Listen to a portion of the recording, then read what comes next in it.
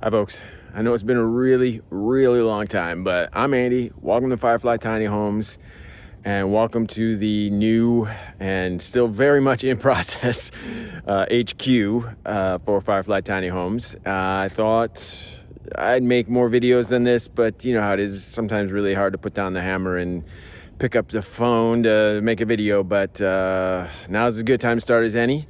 So let me show you around a little bit. We have been living in one of our own tiny homes. That's the Meadow model back there with a nice deck and sunshade. At some point, maybe I'll take a tour of it, but Tiny House Giant Journey did do a tour of that tiny house, and I'll link to it in the description. This is gonna be our main house here. It'll be 3 bedrooms, lots of nice features. Obviously, just got done with the underslab plumbing, and I'll show you around that much more as we begin framing that. This will be kind of the main entryway and a bit of a transition to, this will be a garage for cars. There'll be a hallway that leads to the workshop, and then a 1-bedroom sort of mother-in-law suite behind that. And this is what we've been working on for the last couple of weeks, really diligently starting to frame our new shop. And I thought it'd be a good time. About to put up the very last monster rafter for this shop, so I thought it'd be a good time to take you on a tour. It is about 4.5 feet taller than our last shop, which means I can stand on the roof of tiny homes and not have to crawl around, which I did in the last shop, and that was, you know, just got to be a pain after a while.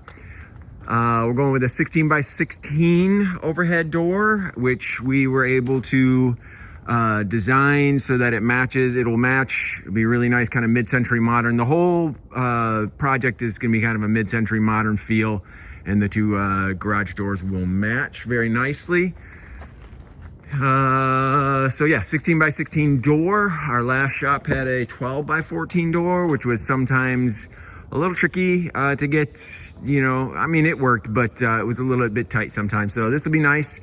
Get materials in with if we have to bring materials in while a tiny house is in the shop, it'll be a lot nicer. Going with a stick frame. I thought about doing a post frame, but you know, it ends up being just really hard to do post frame, which is when it's just Gina and I working and framing, and we're just doing this by ourselves.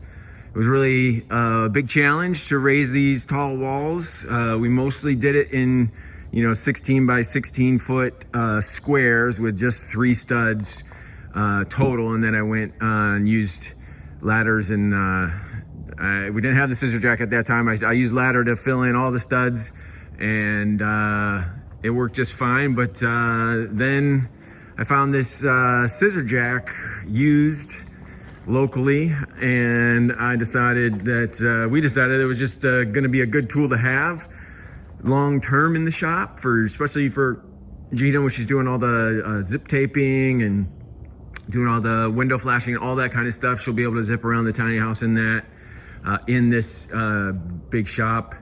And so we went ahead and just bought that, and I was able to, you know, I made all my headers ahead and loaded them on the scissor jack and just ran around and installed all the headers, all the sills. It was kind of revolutionary. And then the last shop, which was less than half the square footage of this shop, I just walked the rafters up end by end with 2 different ladders, you know, just put it on my shoulder, walked one side up, and then put it on another ladder and walked it up. And these are 16-inch full 2x4 top and bottom, 32-foot long I-joists. And once they got here, I realized that plan was just not going to work.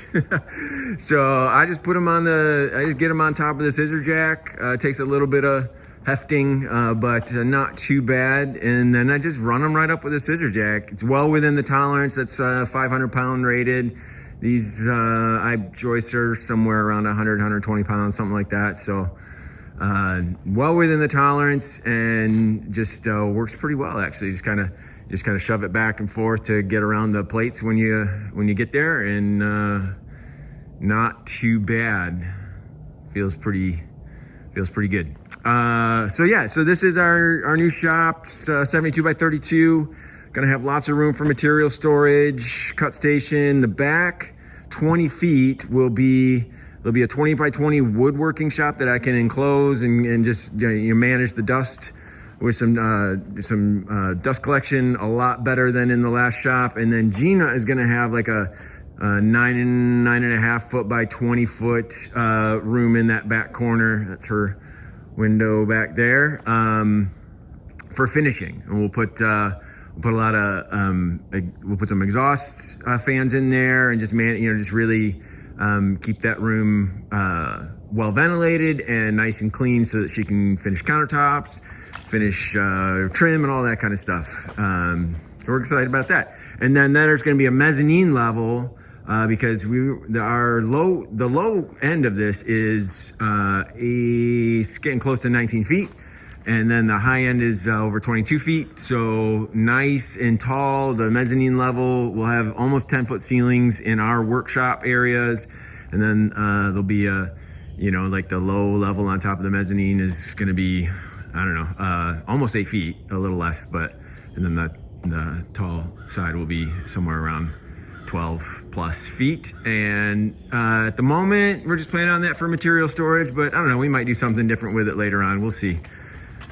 Got a door to the side back here, plenty of room on the side of the shop there to store a tiny house that's complete or an extra trailer or something like that. Stuff that was quite a bit difficult in the last location. So, all right.